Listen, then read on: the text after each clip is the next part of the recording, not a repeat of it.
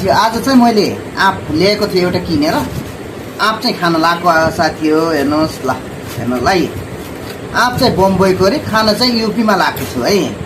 हेर्नु त कति ठुलो आँप यो ठ्याक्कै 650 ग्रामको छ पनि हेर्नुहोस्। अनि यो चाहिँ म धुन गएँ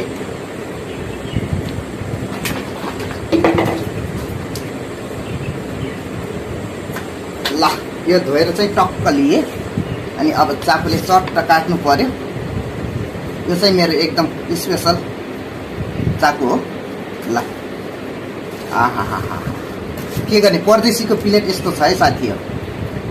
चट्ट काट्नु पर्छ। आहा क्या मुख रसाएको होला है तपाईँहरूको त। वाह हजुरहरूले मुख मिठाउँदै गर्नुहोस्। हेर्नुहोस् वाह क्या छ कि है। यसलाई चाहिँ म सानो सानो पिस बनाएर खान्छु ल।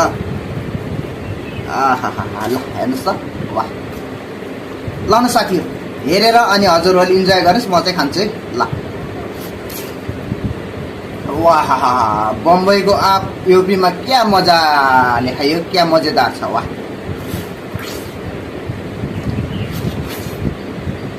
वाह बिल्कुल हजुरहरूले हेरेर भए पनि यसको आनन्द लिनुहोस् है। ओके।